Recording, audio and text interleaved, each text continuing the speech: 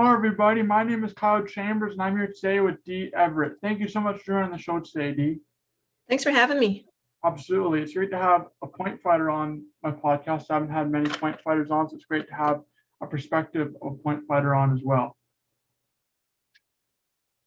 So our first topic for today, how honored were you to win the Sport Karate Power Ranking Award for the top female fighter and medal at the Battle of Atlanta? Oh, that was very unexpected. That was awesome. I do feel very honored to have received that. It was great. I mean, like I said, I wasn't expecting it. And when it was, hey, you won this award, I'm like, oh, thank you. I appreciate it. It was awesome. Thank you. That's awesome.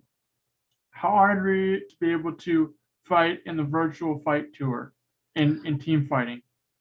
That was fun. I really had a blast doing that. I was so grateful to be able to be a part of that. And I'm glad that I was given that opportunity. And I do, shout out to Jesse and the rest of the crew that pulled that together. That is such an awesome thing to have in place there. I did have a lot of fun. It was different to fight in the cage.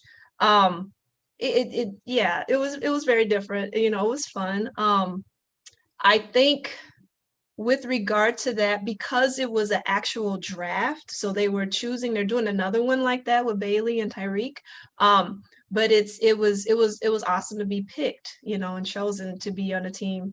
And so yeah, I really am honored to have had that experience. And again, I had a lot of fun. So even though honestly I didn't win my split, I still had a blast. That's great.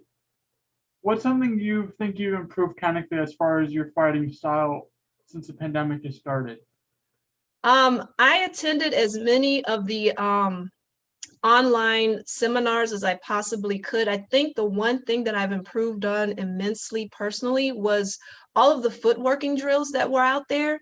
And some of them overlapped, some of them were new and fresh, because one of the things I did have a problem with was moving and moving around.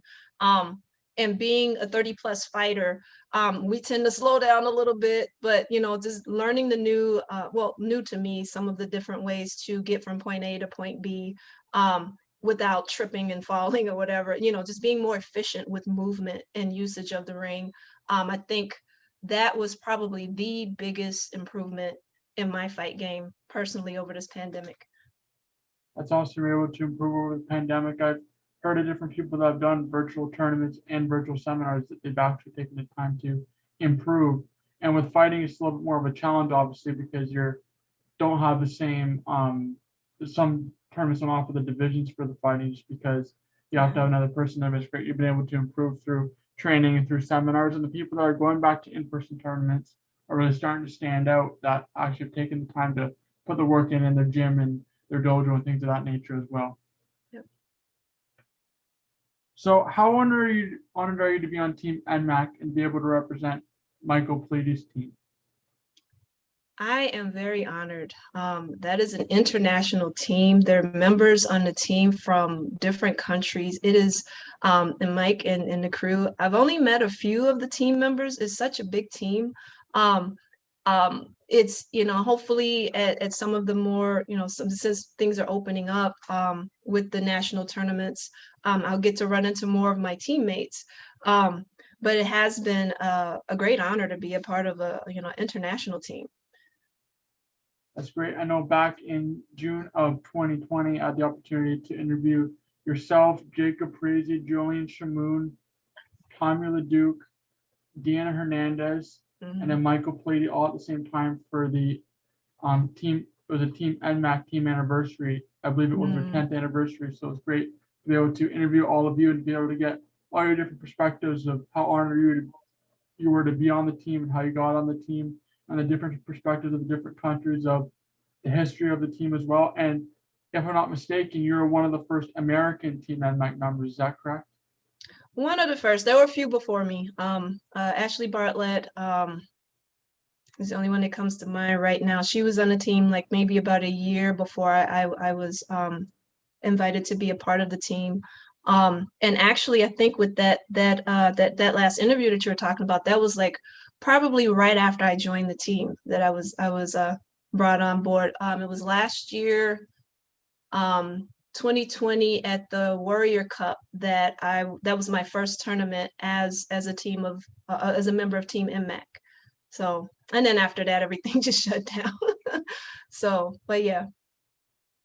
Yeah, absolutely. I remember Michael saying and you saying that you're one of the newer members on the team, and he was excited to add yourself and add the American members and have one of the things that's cool about Michael and Team NMAC, it is a very great international feel. And he has people from all over the world trying to represent fighting and in forms in all different kinds of cultures and styles to have a great representation abroad.